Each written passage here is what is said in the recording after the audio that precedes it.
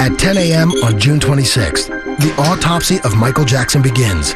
3 hours later, LA's chief medical examiner issues a statement. There was no indication of foul play. The medical examiner has ordered additional testing. Those tests will take approximately 4 to 6 additional weeks. With all signs pointing to a prescription drug overdose, the focus remains on Michael's private physician, Dr. Conrad Murray, who is still missing. The reason why they were unable to find Dr. Murray is plain and simple. Murray was already contacting lawyers to represent him and to plan his strategy. The following day, Murray and his lawyer agree to meet privately with detectives to give his statement. He laid out everything that had happened, not just that day, but in the 6 weeks leading up to Michael Jackson's death. He said that Michael Jackson had told him that he regularly used propofol and needed it to fall asleep. And Dr. Murray had been giving him quantities of it every night for 6 weeks, and then became concerned that he was becoming addicted to it. So that night, he had essentially given him substitute. Though his lawyers will later claim Murray made unspecified mistakes recounting his timeline, this is what he tells police. Starting at 1:30 a.m., he gave Michael a Valium. 30 minutes later, Michael was still awake, so he administered the sedative Ativan via IV. For the rest of the night, Murray alternated between doses of Ativan and another sedative, Versed, every few hours. Still, nothing worked. And then at that point, they had said that Michael Jackson asked for what he called his milk. And at about 10:40 that morning, after much begging and pleading, Dr. Murray had relented and given him a dose of propofol. Murray says he gave 25 milligrams diluted with lidocaine. It went straight into Michael's IV, and finally, he fell asleep. Murray explains that he continued to monitor Michael for roughly 10 minutes before heading to the bathroom, and that he was out of the room for 2 minutes maximum. You do not leave a patient who's on propofol. If something goes wrong with their heart or their breathing or whatever, you're there. To go to the bathroom for a few minutes is just mind-boggling. But evidence suggests the doctor was out of the room far longer than 2 minutes. Murray's cell phone log, which detectives later obtain, shows that from 11:18 a.m. to 12:05 p.m., Murray was on the phone with 3 separate callers, totaling 47 minutes. Investigators are wondering, why is he on the phone 3 different times? We believe that he called his office in Houston, he had a girlfriend in Santa Monica, or his office in Las Vegas. Murray says that once he returned to the room, he found Michael not breathing. That exact time is still unknown.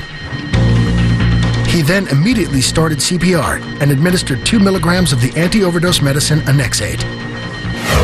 Annexate counteracts specific drugs by blocking the brain receptors they affect, allowing those receptors to return to their usual state.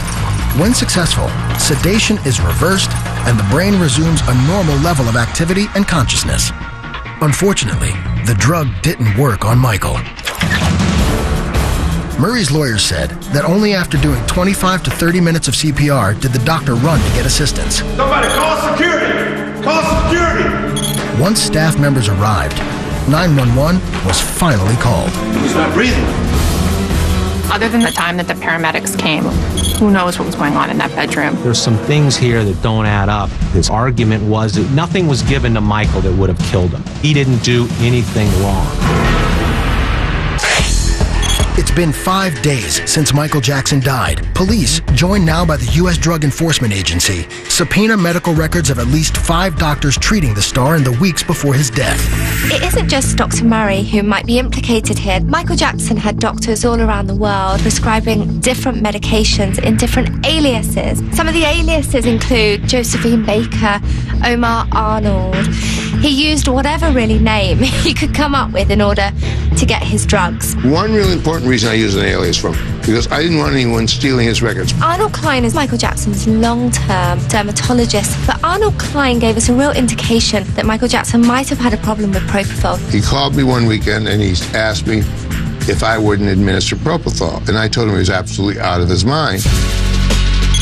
On July 22nd, police and the feds traveled to Houston, the site of Murray's main office.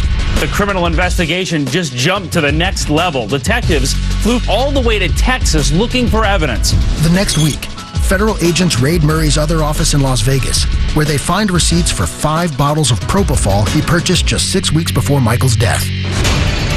They also seize records from Mickey Fine Pharmacy in Beverly Hills, where Michael was a longtime customer. DEA right now is looking for evidence of improper dispensing of controlled substances.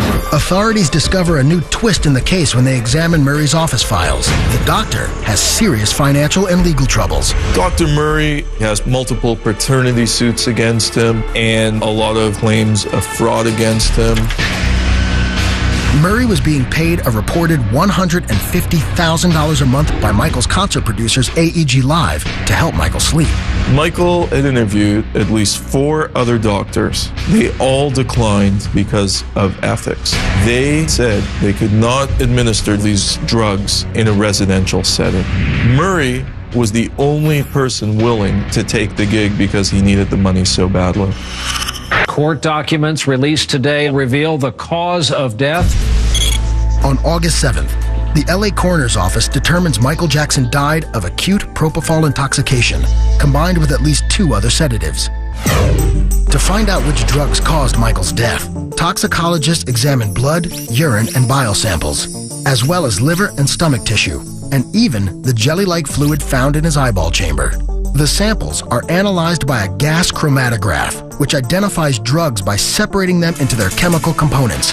The mass of each component determines the drug levels in his system. Not surprisingly, lethal amounts of propofol were found among all the specimens sampled, and traces of other sedatives were ID'd in most fluids. When you take into consideration the other drugs that Murray did give him in combination with propofol, it was like this lethal cocktail.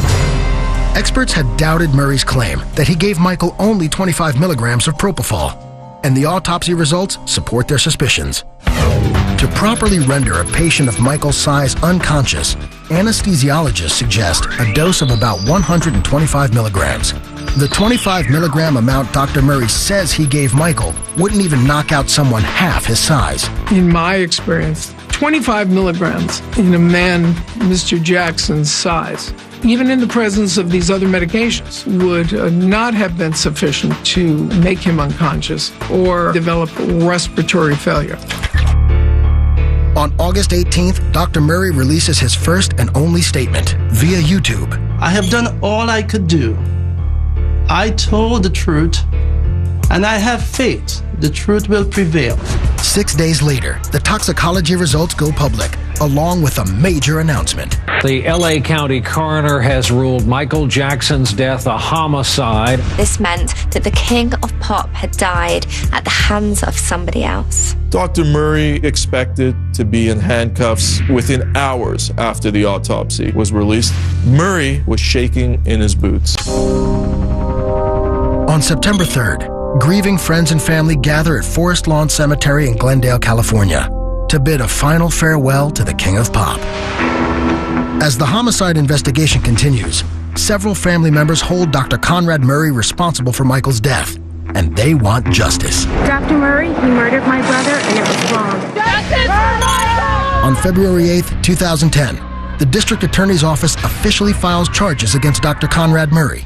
Michael Jackson's doctor surrendered today in Los Angeles to face charges of involuntary manslaughter in the pop star's death. If convicted, he would serve a maximum of 4 years. Involuntary manslaughter is the lowest level homicide that you can possibly have. You're not necessarily intending to cause any serious injury or any injury at all, but there's a failure to recognize that your behavior is going to have that result. Involuntary manslaughter is not something which fits this circumstance. That's just a slap on the wrist. They've charged the crime that they believe they have the best chance to prove. At the arraignment, Murray pleads not guilty. You may not, under any circumstances, use any anesthetic agent, specifically propofol. He is released on $75,000 bail until a future court hearing.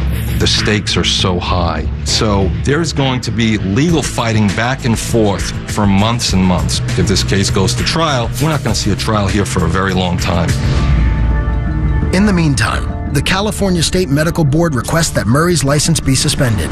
But he may not be the only player that authorities are after. The doctors who gave Michael Jackson lots of different drugs, and particularly the ones who gave it to him using his alias, they certainly have a real possibility of being indicted. Michael's death is proving to be just as controversial as his life. but that will never overshadow the legacy he left behind. On one hand, you can look at Michael Jackson's comeback as sort of dying on the day that he died, but really what happened was his comeback began. The record sales were unbelievable. In the summer of 2009, you just heard Michael Jackson songs playing everywhere. So he got the comeback. He just wasn't there to witness it himself. At the end of the day, the music and the dance, that's what will live on. But Michael Jackson's no longer with us, and that's the saddest part.